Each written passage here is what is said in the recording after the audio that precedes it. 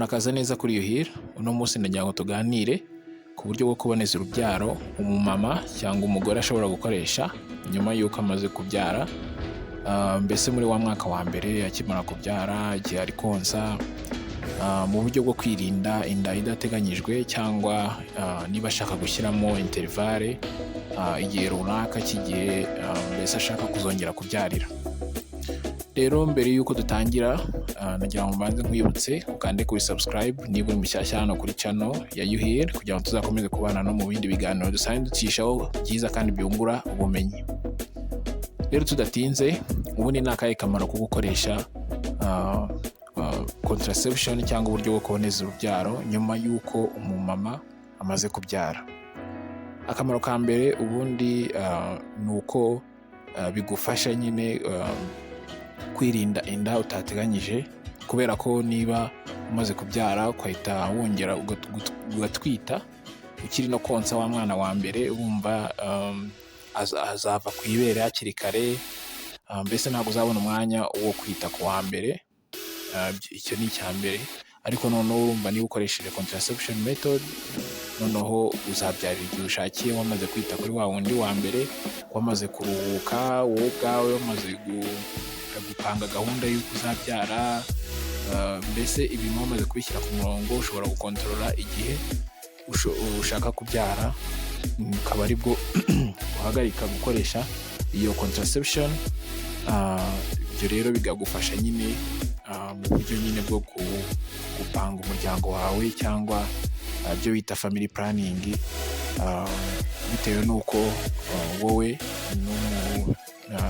n'umugabo wawe mwabyumvikanyeho. Rero ukuntu bimeze ubundi, umumama iyo amaze kubyara hari uburyo bwinshi bwo gukoresha mu buryo bwo kuboneza urubyaro. Ubwo buryo bwagiye butangwa n'ama association atandukanye, ariko iyo dukoresha twebwe hano mu Rwanda, dukoresha uburyo bwemejwe na OMS, cyangwa iyo bita World Health Organization. Ubwo buryo rero World Health Organization ikaba yarakoze akantu k'agakriteriya twita make will, cyangwa medical eligibility criteria will. Ako kaba ari akantu kwa muganga tureberaho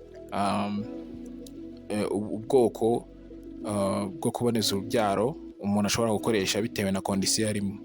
Ariko noneho in this case tugiye kuvuga ni igihe umugore nyine amaze kubyara, akimara kubyara. Mbese umugore rero yemerewe gukoresha uburyo bwo kuboneza urubyaro akimara kubyara. Ako kanya birashoboka rwose, ndetse cyane cyane nk'ababyara babazwe, hari n'igihe ahitamo yuko bahita bamufungira imiyoboro y'amagi, igihe nyine bakimara kumukoreramo umwana, igihe bamaze kumukorera cesarienne. Ibyo nabyo birashoboka, bagahita bakata nyine imiyoboro inyuramo amagi, cyangwa bakaba bayifunga. Noneho cyangwa agahitamo yuko nyuma y'uko bamaze kumubyara gutyo, nyuma y'uko bamaze kumubaga, ako kanya bakimara gukuramo umwana, bashobora guhita bashyiramo n'aka contraception method bita IUD. Kaba ari agapira ko muri nyababyeyi. Ako gapira ko muri nyababyeyi IUD bashobora no guhita bagashyiramo ako kanya akimara kubyara nyine bamubaza. Ariko iyo ni case nyine y'ababazwe, kandi abagore bose ntabwo babyara babazwe. Rero in general turebye kuri ka criteria WHO yaduhaye, ubundi ku mwanya wa mbere umugore akimara kubyara, ku mwanya wa mbere haza iyo bita IUD copper. Mbese ni ka kandi kagapira binjiza muri nyababyeyi ka copper kadakoresha hormone. Ku mwanya wa kabiri noneho haza ako bita Mirena, ari ka IUD, noneho kagapira binjiza muri nyababyeyi, ariko noneho ko gakoresha amahormone, hormone yitwa progestin. Kuri uwo mwanya wa kabiri n'ubundi hahita hongera hakazaho akandi bita implant, ama implant atandukanye, harimo za jaderi cyangwa implano bitewe n'imyaka zigenda zimara, nayo iza ku mwanya wa kabiri. Noneho ku mwanya wa kabiri n'ubundi still hakazaho ibindi binini bita progestin only pills. Ni ibinini biba birimo hormone ya progestin gusa, nta yindi bivanzemo. Noneho ku mwanya wa gatatu rero hazaho ibyo bita depo provera, dusanzwe tubimenyereye no mu midugudu iwacu hano, abajyanama mu mudugudu barabitanga. Ni ama injection cyangwa urushinge, rwa rushinge rumara amezi 3 iyo bamaze kurugutera. Noneho ku mwanya wa kane ari nawo mwanya wa nyuma hahita hazaho ibindi binini bitandukanye ariko birimo noneho amahormone avanze, harimo estrogene na progesterone. Ubwo ndaza kukubwira icyo bisobanuye nyuma mu kanya. Hakahita hongera hakazamo n'ubundi ibyo bita amapatch cyangwa utuntu bomeka ku ruhu, natwo turimo estrogene na progesterone. Noneho hakakomeza hakazaho n'andi ma injection atandukanye ariko avanze, arimo estrogene na progesterone.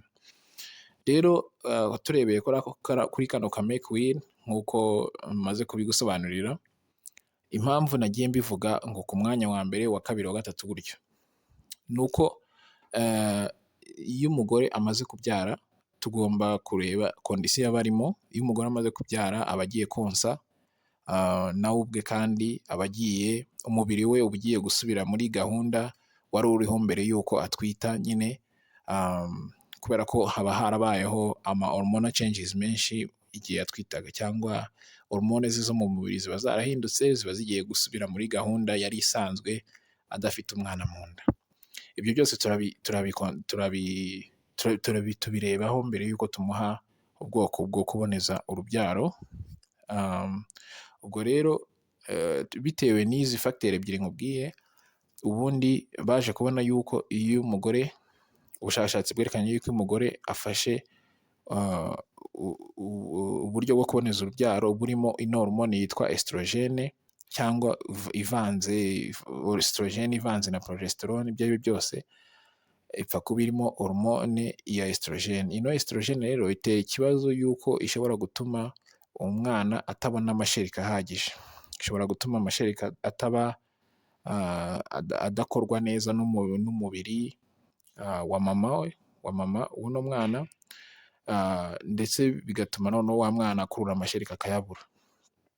Ibyo rero icyo ni icya mbere. Ariko icya kabiri, noneho ino estrogene ishobora no gutuma amaraso y'uno mugore avura mu mitsi ye, kubera ko buriya mu gutwita, iyo umuntu atwitse aba ari muri state twakwita yuko ari hypercoagulable state, mbese bisobanuye yuko amaraso ashobora kuvura cyane kurusha, afite risike yo kuvura cyane kurusha abantu basanzwe. Rero iyo amaraso avuze, mbese kuvura kw'amaraso ndi kuvuga ni ukuntu amaraso ashobora gukora utuntu tumeze nk'utubumbe cyangwa utubuye, tukaba twakorwa wenda mu mitsi yo mu maguru cyane cyane, noneho ako kabumbe kakaba kakomoka ku mutsi kari kariho, kakaba kazamuka kakajya no mu bihaha.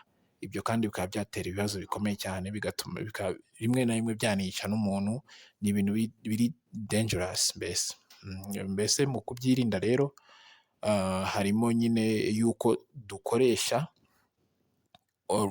ama contraception method cyangwa uburyo bwo kuboneza urubyaro butarimo estrogene. Niyo mpamvu handi ku mwanya wa mbere nakubwiye haza copper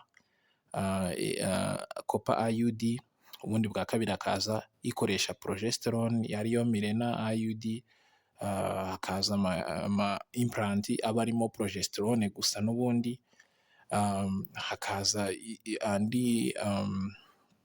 hakaza ama POPs, ama progestin only pills, harimo progesterone gusa. Urumva nyine bakoresha uburyo bwo kuboneza urubyaro burimo progesterone gusa, nyuma y'uko umugore amaze kubyara nyine, kugira ngo twirinde bya bibazo bibiri nakubwiye. Rero ku mwanya wa kane ubundi nta nubwo twakagombye kuhagera, kubera ko harimo noneho haba harimo noneho izo contraception method zivangiye zirimo estrogene, niyo mpamvu nagiye mbishyira ku mwanya gutyo gutyo. Rero ibyo abagore benshi bakunda gukoresha iyo bamaze kubyara ni izo nyine nakubwiye ku mwanya wa mbere, wa kabiri ndetse n'uwa gatatu. Rero ubwo mumaze kumva impamvu ibyo byose tubikora, mushobora kubaza ibibazo niba hari ikibazo wumva ufite kuri ibi, kubera ko